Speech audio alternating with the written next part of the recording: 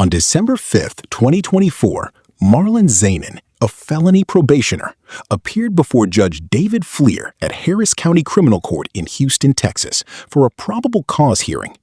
He'd been arrested 2 days earlier on an open warrant and charged with interference with public duties stemming from claims that he resisted being placed into a patrol vehicle.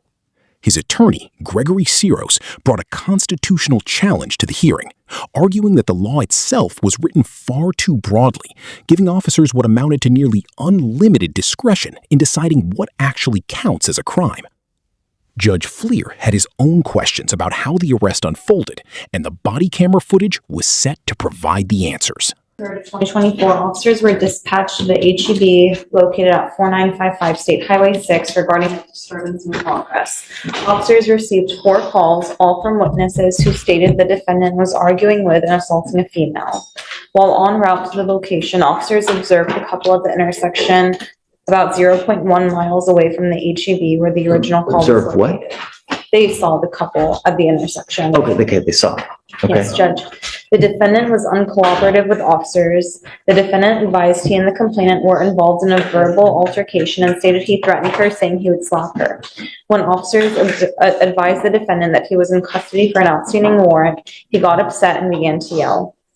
Officers located a clear plastic bag containing 3.6 grams of marijuana. The defendant refused to comply with officers' commands to sit down and would not place his legs and feet inside the vehicle. The defendant pushed back against the officer's hand with his chest when he attempted to help him into the vehicle, pushed his legs straight and applied force toward officer's hand in an attempt to stop him from placing his legs inside the vehicle, and then used the bottom of his foot against the bottom of the door frame to further resist.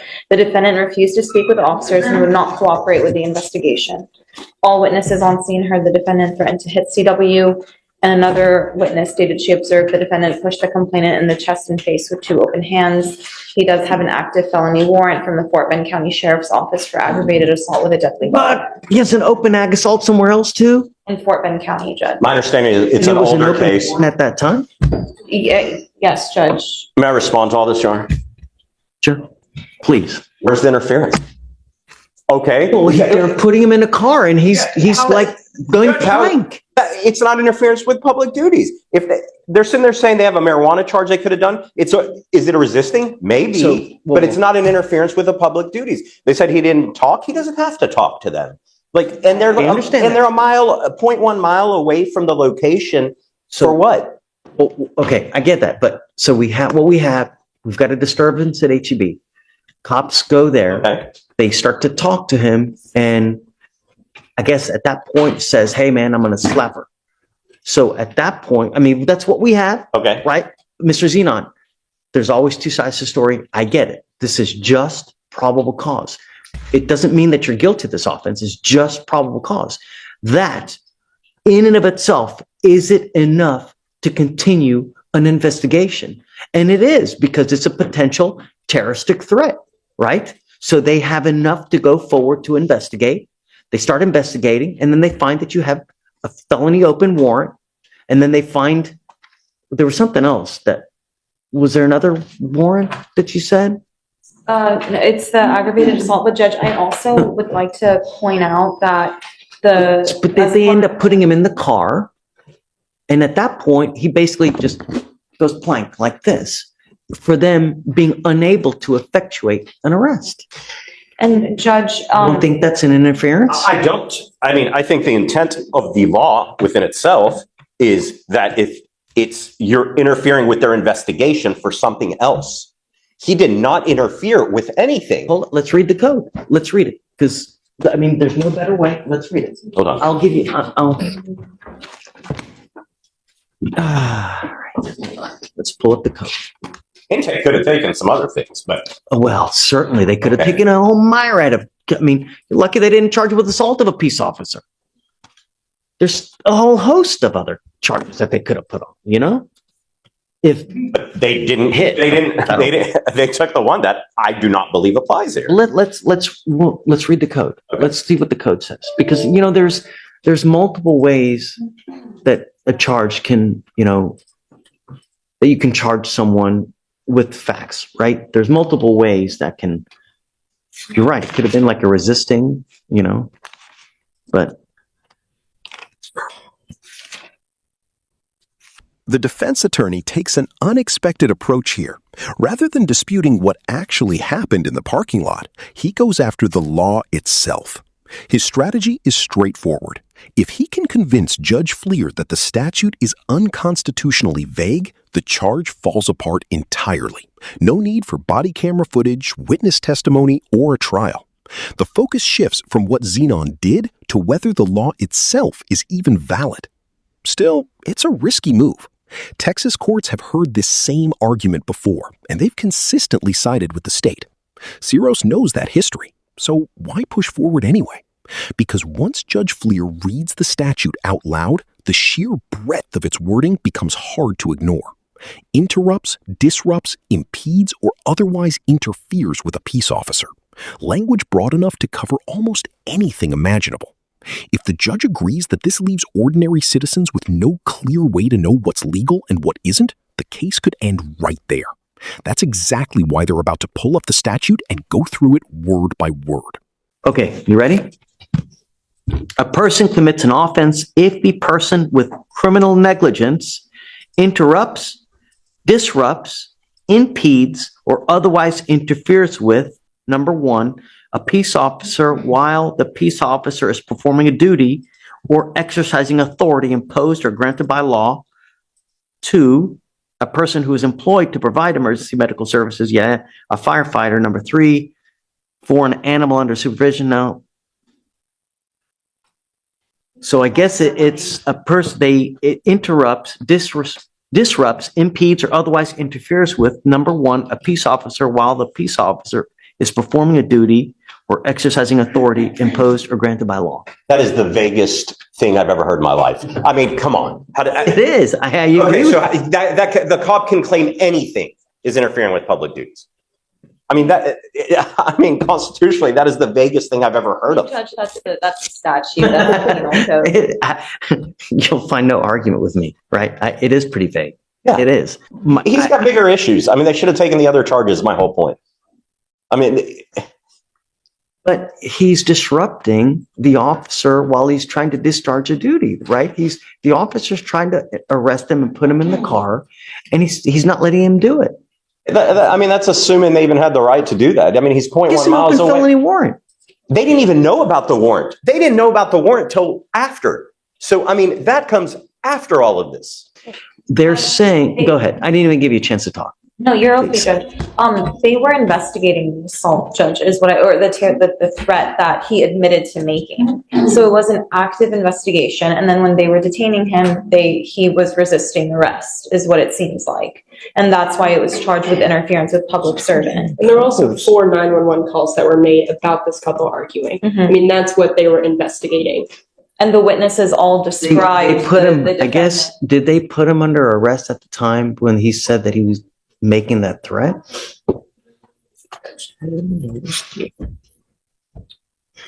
And with being I mean, 0.1 did they have the authority to arrest at that time? Right? So I think it was during their investigation, the defendant admitted to threatening, that he would slap Miss Clark. And it's at that point they start to put him under arrest? At that point, they ran him through the NCIC and they found that there was an active warrant, and then they informed him that he was in custody. Okay, then that's a resisting from what they're using to say he's pushing back or But pushing. remember, That's I a mean, resist. it- That's not interference it could with public be- duties. But it could be that a set of facts can be multiple charges, right? So it could be resisting, but it could also theoretically be interfering with what he's trying to effectuate, which is an arrest. It's a duty that he's performing. He's performing the duty of an arrest. But again, it's vague. It's the officer didn't put in the report. He's not saying in the dim summary, you are under arrest. Well, I mean, it's Okay, well, I mean, but so I mean, this we is, don't know. I mean, okay, I'm just saying. if he says he's under arrest, but I mean, damn, it's all but clear. I mean, this is, We also don't have the offense report We yet, don't I Judge. don't care. I He mean, was in the but I think that process. there's enough, he places him in custody, right? He's going to arrest him, starts putting him in the car, and dude goes plank. Oh, I see. I know, but I don't have the video. I've I mean, I shared the think that- videos with. remember, Right, I haven't had it. guys, this is a very low burden. This is probable cause. This is not beyond a reasonable doubt, you know? Beyond a reasonable doubt is a different standard. This is just to see if there's enough to go forward. And according to this, you are disrupting, allegedly, you're impeding, and you're otherwise interfering with him trying to arrest you and putting you in the car. A person can interfere with duties in multiple ways. It's not just one way. Like you go over there and someone else tries to stop an arrest from happening. I don't know. I think that there's enough. Whisper to me because I want to know what you're about to say. And if you want time, you guys can go and back and talk. Okay, well, I got to say. 3 times to search me. Can I have a moment to look at the video here? He's telling me a whole separate fact pattern. But I need to give them time to be able to look at it too. I mean, it's noon. Why don't we do this? Why don't we roll it to Monday and we can, I'll find it now. We can reapproach Monday morning or tomorrow even. And if you find, you know, I mean, if you find a completely set of different facts than to what they're saying on video, I'm all ears. I'm always all ears. I'm always willing to rehear probable cause at any time. I mean, it's not the be all end all. But for now, what they're telling me, if it in fact is the case, there's enough for probable cause to go forward. Is there enough beyond a reasonable doubt? I don't know. But be that as it may, you know. Okay, it looks like they didn't give him a PR bond on this. Okay, so well then The bond right now is set at $2,500. Okay. Your bond upstairs is set at $5,000. Tell me about that Fort Bend case. Is it old? Is it new? Let me check, Judge. I think it's 2023. Is it?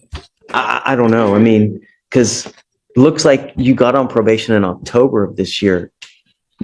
When you're on probation, dude, on felony probation, you have a freaking halo over your head. You know, you got to be as good as you can. You're facing a lot of time in prison. Have you been to prison before? Sir. No, sir. It's not a fun place, you know, and I don't know what we need to do to get your attention, man. In life, if you're with a person that brings the worst out in you, then don't be with that person.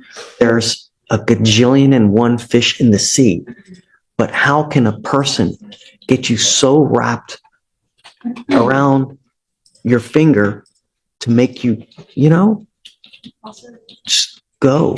It's like a cancer. When you have cancer, if you don't cut it out, it kills you.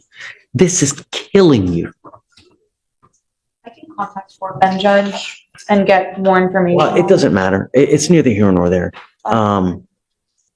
I'll do whatever you want to do. You want to set tomorrow, Monday? What?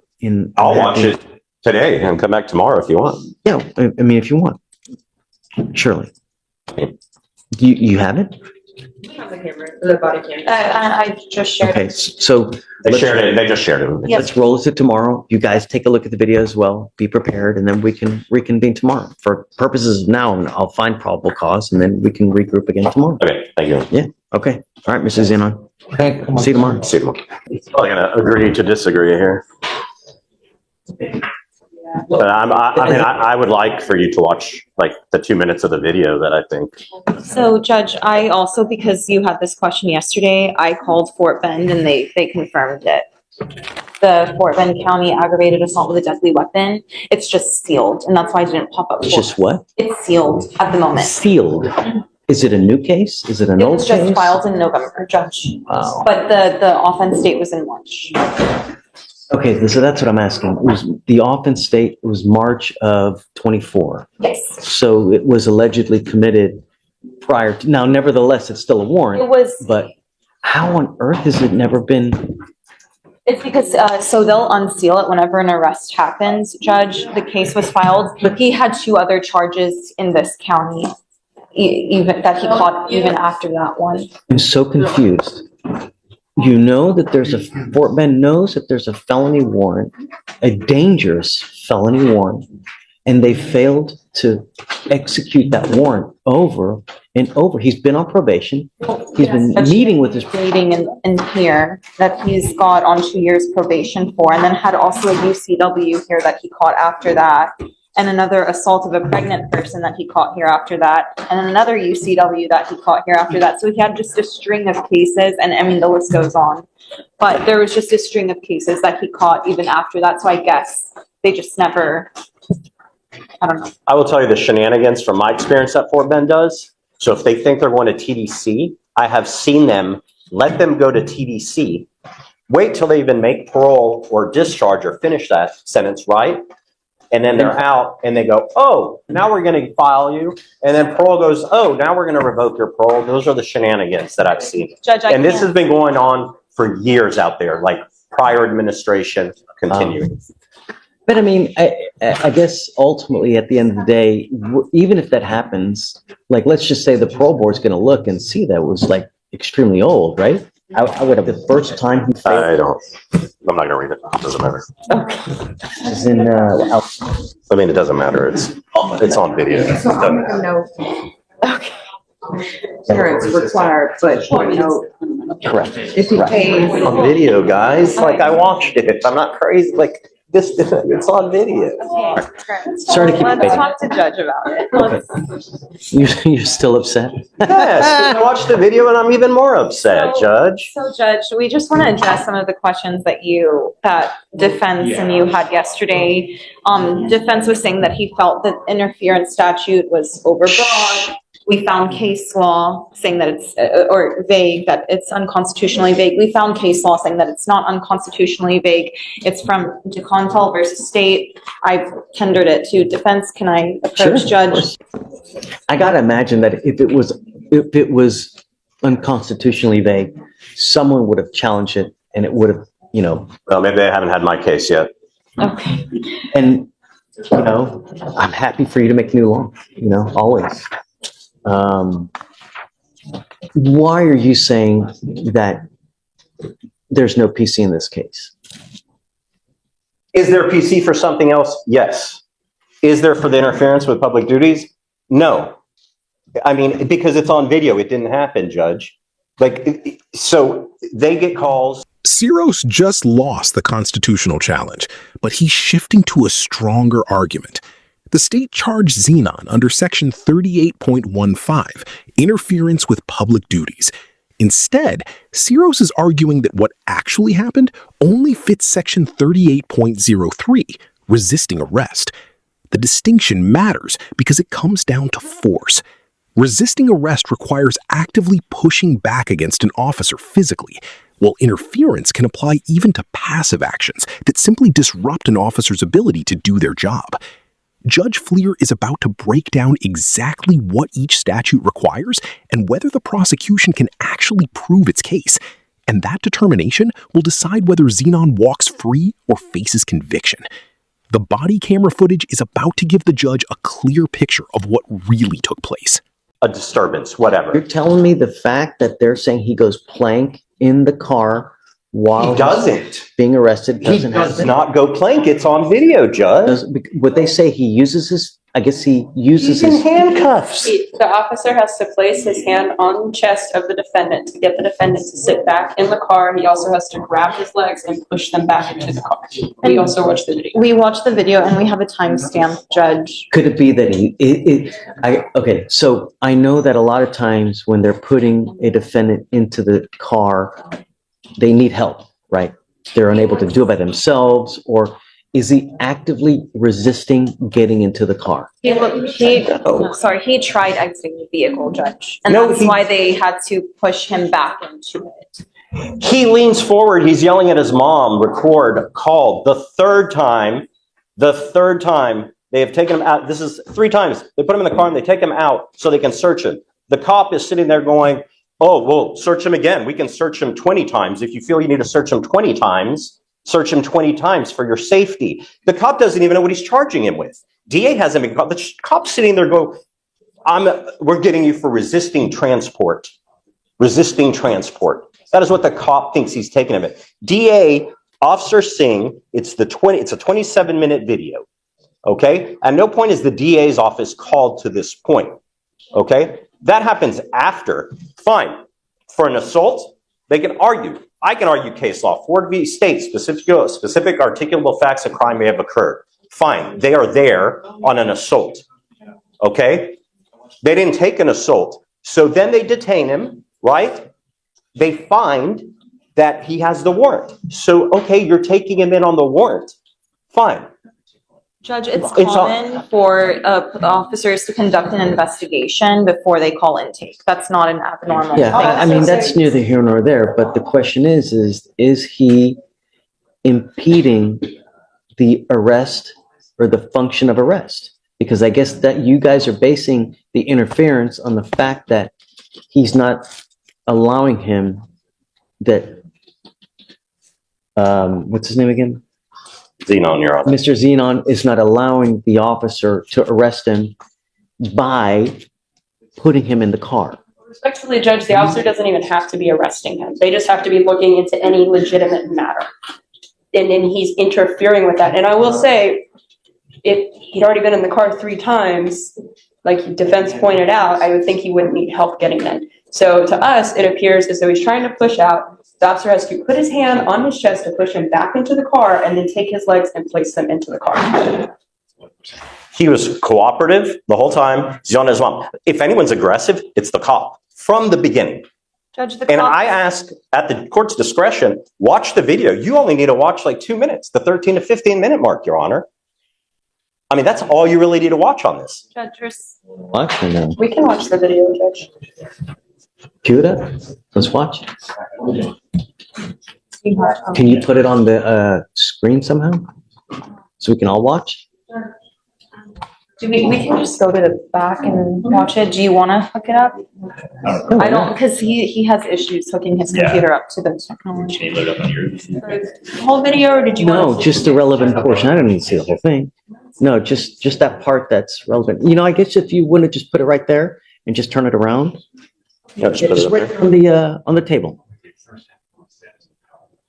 Yeah, right there. And set it. I'm just turning the volume up, Judge, as well. He talking about don't let them pull up. They talking about I got a warrant out for Fort Bend County for assault. Look, he pushing me. Mama, record me. Mama, look. Mama, look. Record him. Now you're under arrest. I'm under arrest. Yep, you got a new charge, Bubba. Resistant transport. Resistant? I wasn't resistant. You just resisted transport. Yep. What the hell is that? Now you got a new charge. Yep. Come on. Thank you, These Judge. officers are working intake. Really? That's it? That's it, Your Honor. That's the relevant portion that defense is. Oh, come on. The officer is investigating legitimate. I know, but no. All right, I'm Do with you you. see why I'm so upset, Your Honor? All right. Okay. Thank you. You can refile this as resisting. Yeah, look, yeah, I mean, you're not going to hurt our feelings. You need to do what you need to do. Perhaps it was the wrong one, but yeah, was it resisting? Nope. My name is Bennett and I ain't in it. Texas's interference statute has held up against every constitutional challenge so far. Courts have consistently ruled it's clear enough to stand. But here's what really matters for everyday people. A law broad enough to prohibit interfering with police duties leaves officers with enormous discretion to interpret it however they see fit in the moment. Something as simple as needing help getting into a vehicle can turn into a criminal charge. The officer decides, and you're the one left facing potential jail time. This case is a strong example of why body camera footage matters so much. Without it, Xenon likely would have been convicted based solely on the officer's account. The footage didn't just help his case, it was the only reason the judge could see what actually happened. If you're ever in a situation involving police, that camera footage may end up being your strongest witness. Courts have ruled that these broadly written laws are constitutional, but that doesn't necessarily mean they're always applied fairly. Video evidence is often what keeps everyone honest. Let us know in the comments if there's a case or courtroom moment you'd like us to break down next. Thanks for watching, and don't forget to like and subscribe.